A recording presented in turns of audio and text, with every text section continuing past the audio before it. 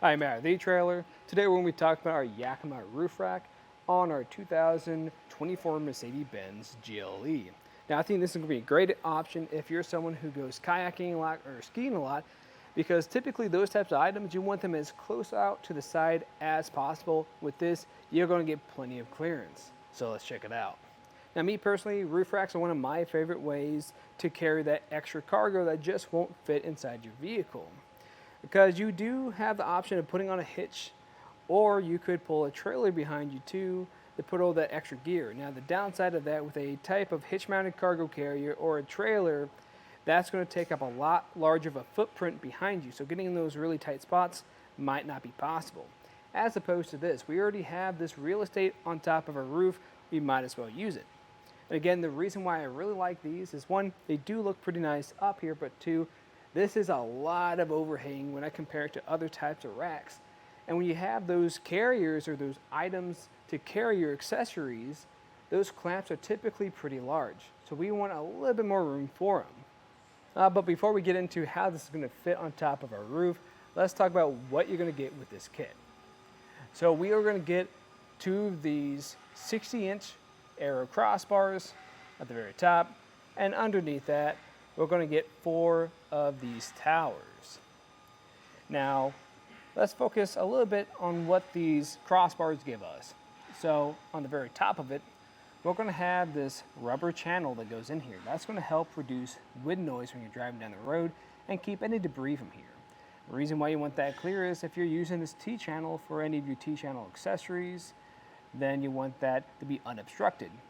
I like this because if you can't get any clamp-on accessory on for any reason, this is a great alternative. Now, we're also going to have this arrow shape to it that'll also help reduce wind noise, and we'll have an additional T-channel on the bottom. And what's neat about this is going to be one continuous channel that goes all the way down and across. So let's say for whatever reason, this here isn't enough width for you for your gear. You could go up a size. I will say you will have a lot of overhang, but you do have that option. And underneath, we're going to have the tower. This tower to me is a little bit bulky, but the end cap is a pretty clean design, and it does have this plastic circle here. That's just a placeholder if you want to get a metal lock core, then you can get that key-alike to any of your other accessories. But if I pull that off, you can kind of see what's happening under here with all the hardware. You're going to have 2 bolts that tighten this into place, one to the tower to the crossbar, and one just tightening up the strap. And that's something I do like about this tower, is this strap wraps completely around our rails, which is giving us full coverage when we're driving down the road, which just gives me a little bit more peace of mind. So let's talk about how it's going to fit on top of our roof. And something we did was expand the sunroof up here so we can make sure it's not going to make contact with anything. And something we did notice with a tower right over there is it's relatively close, and I had to stop at that point or we would have made contact. Now a way to avoid that is you could simply just bring this crossover back some, since we do have raised rails and we have a lot more real estate that we can use. And on the front end, the reason why we're not making contact with anything quite yet is because we have more of this slope right there. But let's say you did want to put something right over at this point. We are going to have a little bit under 2 inches of space there. So what I'd recommend is if you have any extra large clamps, just definitely watch out for them so you don't make contact with it. Now what you could do instead is just use this point here at the very top where we have this T-channel. Now for the space that we have of overhang, this here is going to be on the back end around 6 inches, give or take. It just depends at what point you put it on your raised rails. And at the front end, we're going to have more so a little bit under 4 inches up here. So it's still definitely enough room to put those carriers designed for either your kayaks or your ski carriers. Now for the total height it adds to your vehicle, this is going to be about 3 inches. So even though these are some pretty large towers, it's still going to be pretty low profile. And this is going to have a pretty decent weight capacity. Now what I'd recommend doing is finding out what your roof is rated for and then going from the lowest rated component so you don't damage anything. Now again, I think this is going to be a great option if you're mainly using it for your skis or your kayaks. Now, if you have anything like your roof boxes or your bike racks, then I'd recommend the Thule Roof Rack. I think that one looks just a little bit cleaner up top, and it's going to be a little bit easier to work with. But it won't have these extra long crossbars like this one has here. Now, if you are curious about the installation, just stay tuned and we'll walk you through it.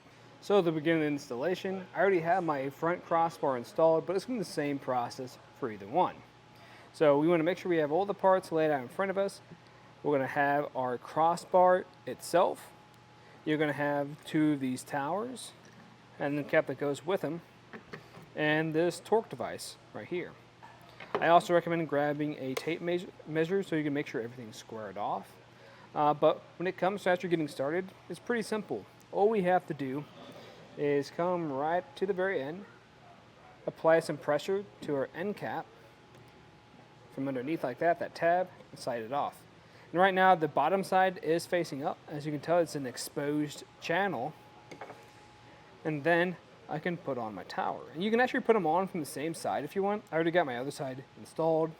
But when we're ready, the side that's going to be closest to the edge should make sure that those bolts are going to be closest to it, like that. And we're going to make sure that this block here is loosened up. There's a lot of play in it. It's going to go right into that channel, like so. Once that's done, put your end cap on, and make sure you get both of these in place. And now we can put it on our roof, and we want to make sure that our thick side is facing forward, thin side facing behind us. Now I'll just lift up on here and just roughly put it on here, lining it up with your raised rails. Just like that. And from here, we can get a couple measurements.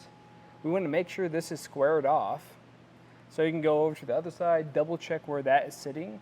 What I do a lot of times, especially for this type of roof, since we're right next to this tab, I'll either put it right next to it, or I'll get a measurement if I need a longer or shorter crossbar spread. And once that feels good, wrap that strap around until it grabs into place. If it won't do it quite yet, you can just simply loosen this bottom bolt a little bit so it will lengthen that strap. Another measurement you want to try to get is going to be your overhang. So measuring from the end of your tower to the very end of this crossbar right there. Make sure it's the same on either side. If it's a little bit off, you either tap on it or pull it out some. You also want to make sure that these crossbars are going to be far enough and match the distance of whatever type of accessories you're putting on top of your roof. Once that's done, I like to start by tightening this bolt way back here, and I'll just tighten that all the way down now. And what this is going to do for us is make sure that our tower sits flush against our crossbar. Just do that on both sides. You'll hear a click eventually,